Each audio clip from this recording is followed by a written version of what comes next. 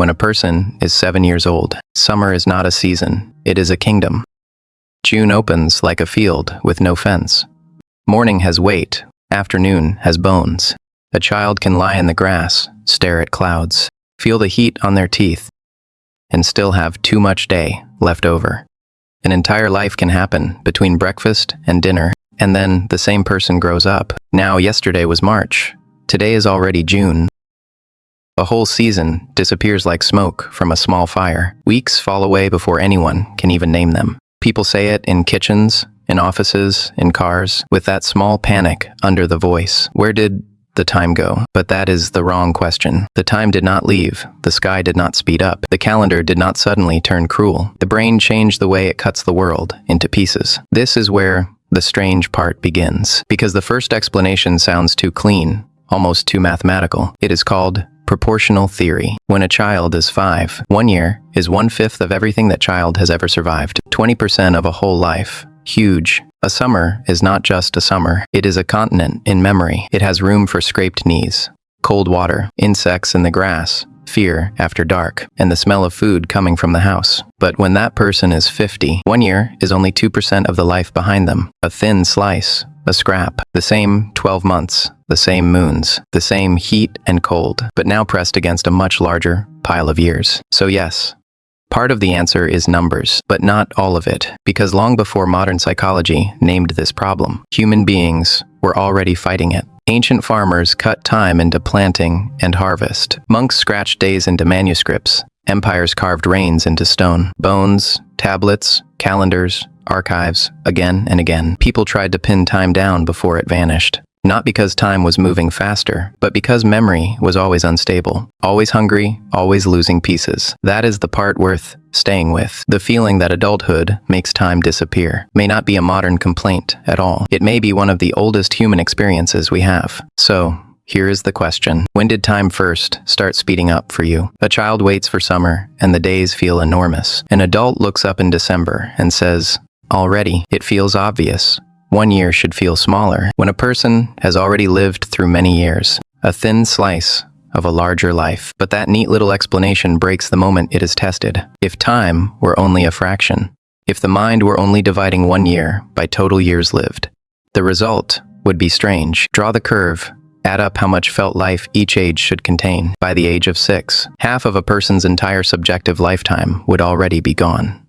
Half. Before most children can read fluently, before they know history, taxes, grief, work, war, love, or even how long a winter can really be. And no 6-year-old moves through the world like the golden age is already over. That is the part the simple theory cannot explain. It treats the brain like a clerk with a slate, like a monk counting days on parchment, like a calendar cut into equal scraps. But the brain is not counting time that way. Not with clean numbers. Not with straight lines, not like a clock on a wall. It is using an older machine. Deep inside the nervous system, there is a kind of internal clock, not a tiny pendulum, not gears, but pulses, fire, signals moving through nerves, neurons firing, stopping, firing again. For decades, scientists have measured these electrical speeds, the rates of firing, the way information travels through the body, like sparks crossing dry bone, and the pattern keeps appearing. In childhood, those neurons fire faster. The system is bright, crowded, awake. The young brain is taking in more snapshots of the world every second. More faces, more colors, more cold air on skin, more fear, more noise, more taste, more surprise. Reality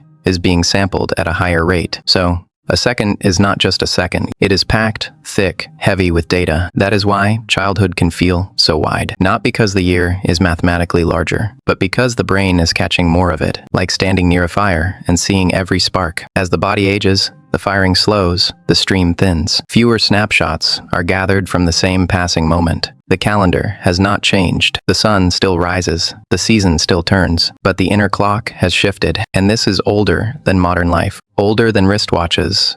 Older than printed calendars. Human beings were feeling this long before they carved marks into bone. Before they tracked moons.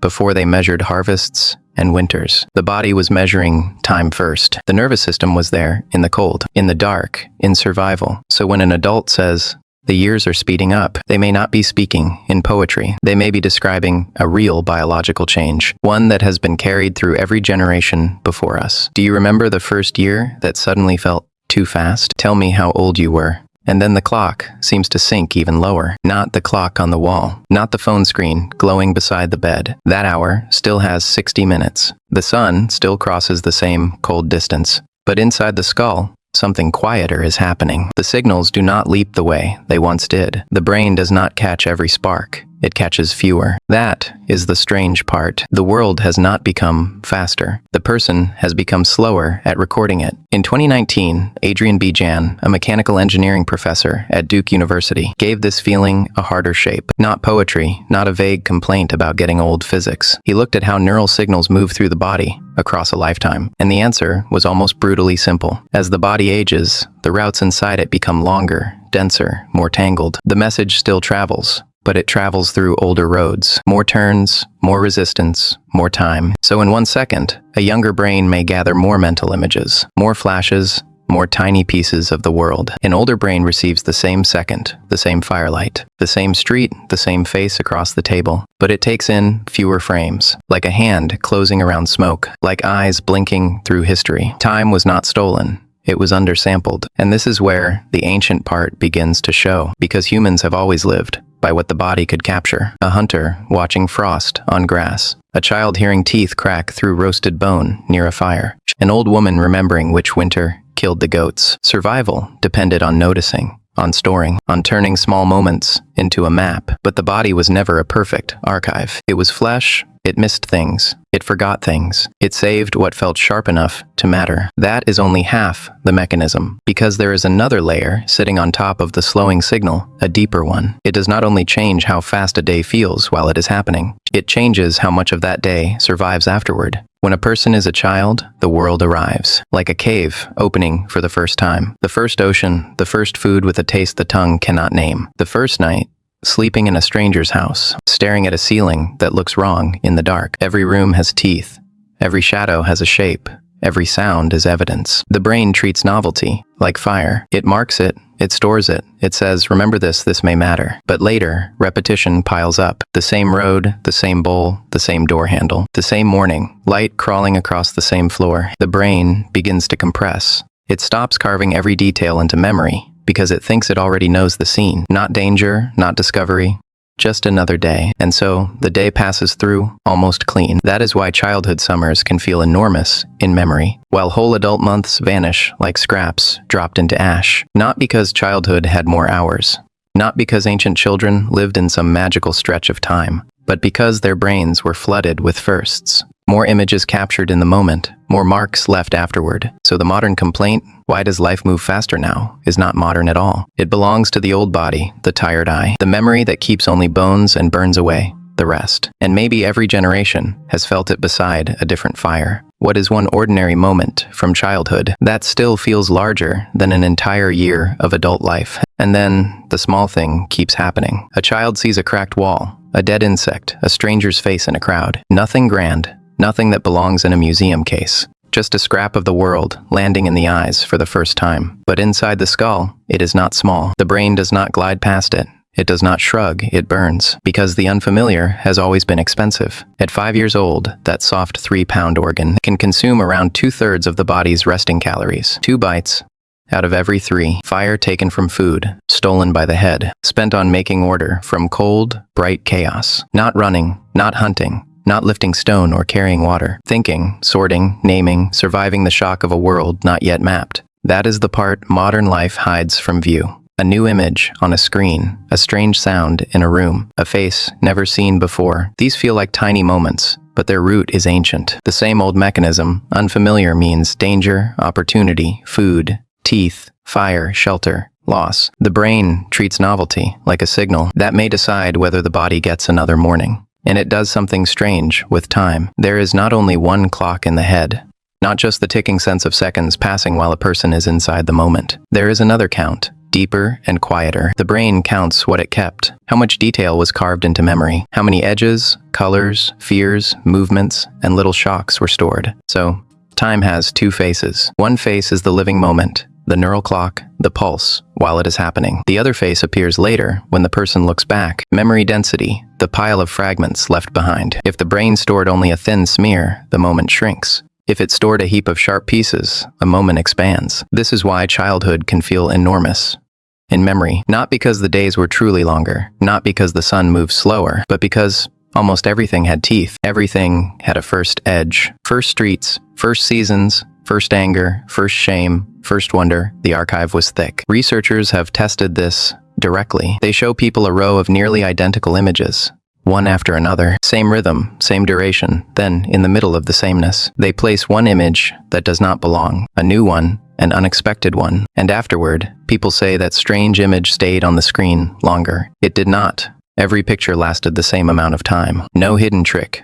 No longer exposure. But the brain threw more power at the unfamiliar image. More attention, more processing, more memory. And when memory grew denser, the remembered time stretched. That is the old machinery, still working under fluorescent lights and glass screens. Not a poetic feeling. Not nostalgia. A body with ancient habits, using calories like firewood, measuring life by how much it had to notice in order to survive. So here is the question. What is one ordinary childhood memory that still feels impossibly long when you look back at it? Now, picture something painfully ordinary. A commute, the same turn, the same red light, the same coffee in the same paper cup, the same faces passing, like shadows behind glass. Nothing dramatic, no fire, no teeth in the dark, no sudden crack of bone underfoot. And that is exactly why the day disappears, because the human brain was not shaped for sameness. Not first, not deep down. Long before calendars, clocks, office hours, and birthday candles, it was built for a world where a single second could decide survival. A rustle in the grass, a shape moving at the edge of the firelight, a stranger on the ridge, a storm coming over cold ground. In those moments, the brain did something strange. It did not make time slower, not truly. It recorded more. That is the hidden mechanism. When fear hits, when danger rises, when the body floods with adrenaline, the brain begins writing the moment with brutal detail. More color, more sound, more fragments, more edges. Every fraction of a second gets carved deeper into memory. This is not just a poetic idea. Studies on skydivers, car crash survivors, and people thrown into sudden terror show the same pattern again and again. Afterward, they swear the event lasted longer than it really did. A few seconds become a wide chamber. A fall from the sky becomes a long descent. A crash becomes a sequence of tiny, sharp images. The tire, the glass, the scream, the hand gripping the wheel. Not because time bent, because memory thickened. That is the part that matters. The feeling of slow motion is often created after the fact. When the brain replays all that extra information, more data makes the moment feel larger. A thin memory feels short. A dense memory feels long, and this reaches much farther back than modern experiments. It reaches into the old human story, into people who lived by reading tracks, smoke, bones, weather, and fear. For them, novelty was not entertainment. Novelty was information, and information could keep a body alive. A new sound in the woods mattered. A strange footprint mattered. A change in the herd mattered. The unfamiliar was not background. It was the center of the world. So the brain learned to honor it, to stop, to record, to hold on. And then childhood repeats that ancient condition in a softer form. A child is not hunting in the dark. A child is not listening for wolves outside the fire. But to the child, the world is still raw and unnamed. A staircase is a landscape. A backyard is a kingdom. A summer afternoon is not just another afternoon. It is heat on skin, dust on knees, grass stains, a loose tooth, a scraped elbow, the smell of food coming through a screen door. Everything is new, so everything gets written down. At the same time, the young brain is running fast. Its internal clock is quicker. Its system is busy building, comparing, storing, mapping. So while the child is living the moment, time can feel wide. And when that child later remembers it, the memory is packed with detail, so it feels wide again. Two forces working together, a fast inner clock, a world full of first times. That is why one summer, at 8 years old, can feel larger than an entire adult year. Not because the calendar gave the child more days, not because the sun stayed longer in the sky, but because the brain was taking in more of the world, piece by piece, scrap by scrap. Now look back at adult life, the same route, the same room, the same small talk, the same food ordered without reading the menu, the same screen, glowing in the same hand, the same words spoken at the same hour. The brain sees it and says, already known, already stored. No need to carve this into bone. So it saves energy, it compresses, it skips the details. It lets whole hours pass as if they were a single, flat surface. And later, when memory searches for the day, there is almost nothing to hold. No sharp edge, no strange sound, no first encounter. just a smooth blank. That is why modern time can feel so cruel. In the moment, it feels thin. In memory, it feels even thinner. Not because life has literally become shorter, but because less of it is being recorded. The ancient brain is still inside the modern body, waiting for signal, waiting for cold, risk, surprise, movement, strangeness, waiting for something that says, pay attention, this matters. So the question is uncomfortable. If your brain only saves what feels alive, how much of your life is it being allowed to keep? And what is one small change you could make tomorrow that would force your memory to wake up? A person stands in a kitchen looking at the calendar on the wall. Monday is gone, Tuesday is gone, the whole week is gone. Not because nothing happened, not because time was stolen, but because the mind burned almost no marks into the bone of memory. It took 5 separate days and pressed them into one dull scrap. Work, commute, dinner, sleep. A whole month can become a gray room. A whole year can become one strange sentence. Where did it go? And that is the part that reaches back much farther than the office clock. Ancient people knew this without naming it, not with brain scans, not with charts, but with fire, hunger, cold, and survival. A day of danger left a cut in memory. A day of sameness did not. When a hunter crossed unfamiliar ground, heard teeth in the dark, smelled smoke from another camp, found bones near a cave mouth. The mind kept the details. It had to, the shape of the valley, the sound in the grass, the place where the ice held. Memory was not decoration. It was armor, but a safe day beside the same fire, the same hands breaking the same scraps of food, the same smoke rising into the same night. That day could disappear. The body lived it. The mind filed it thin. Archaeologists can see the same logic in the things people left behind. A broken tool repaired again and again. Charred seeds in a hearth. Marks on antler and bone. Cave walls crowded with animals. Hands, movement, fear. These are not random leftovers.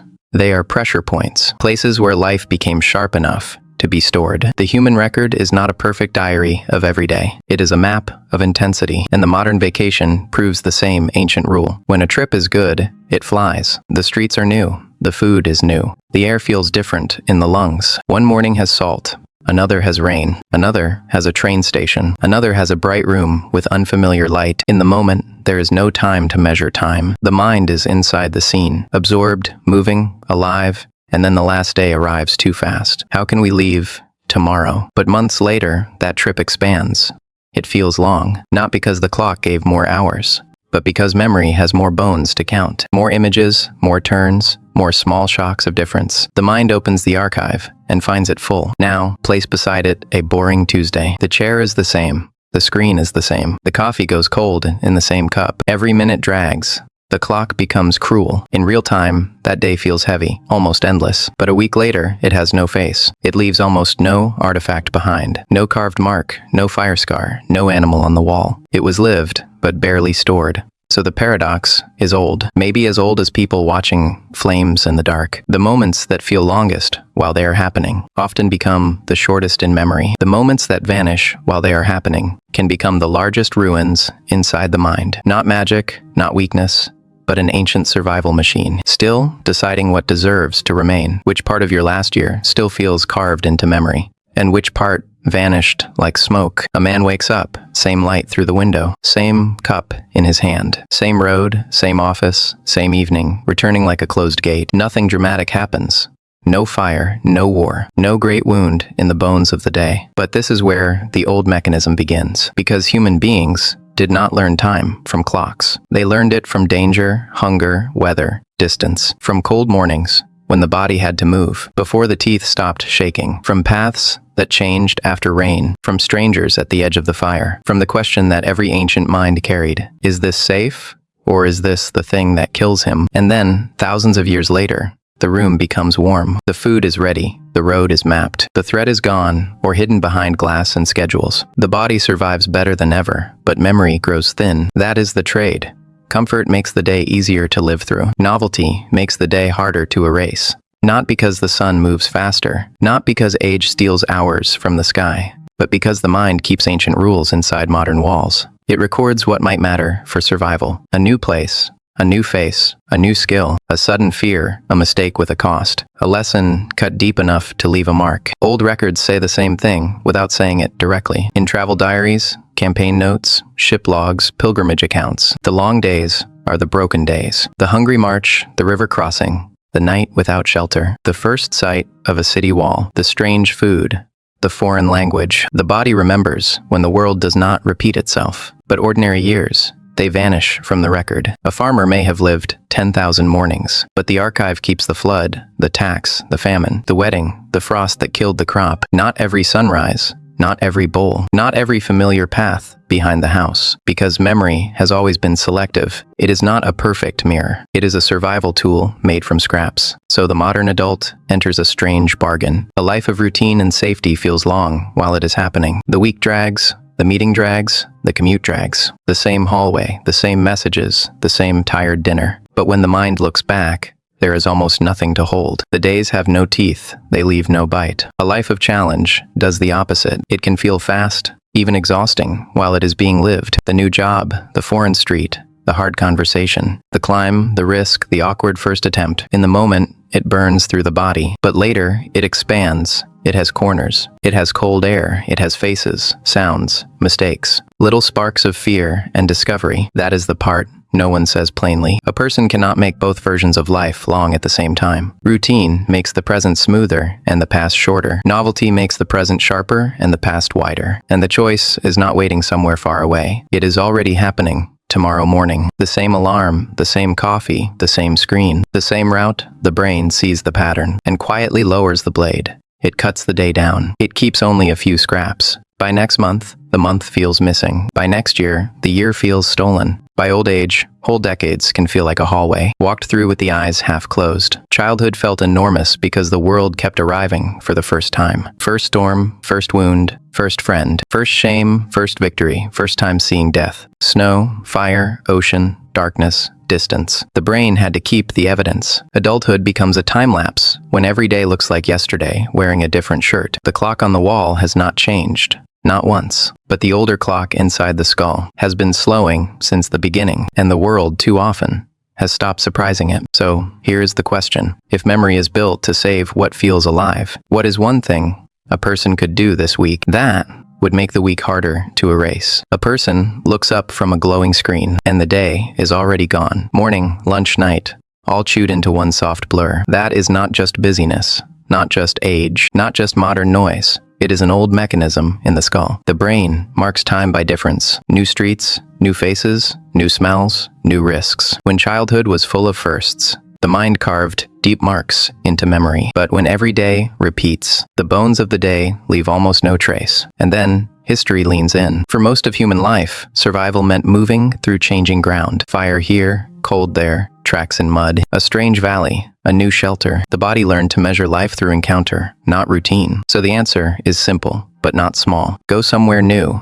not once a year. Every day, if possible, a different road, a different shop, a different corner of the city. Give the brain something sharp enough to hold, because a life does not slow down by being longer. It slows down when memory has teeth. What new place would you visit tomorrow? If you had to make the day feel real again,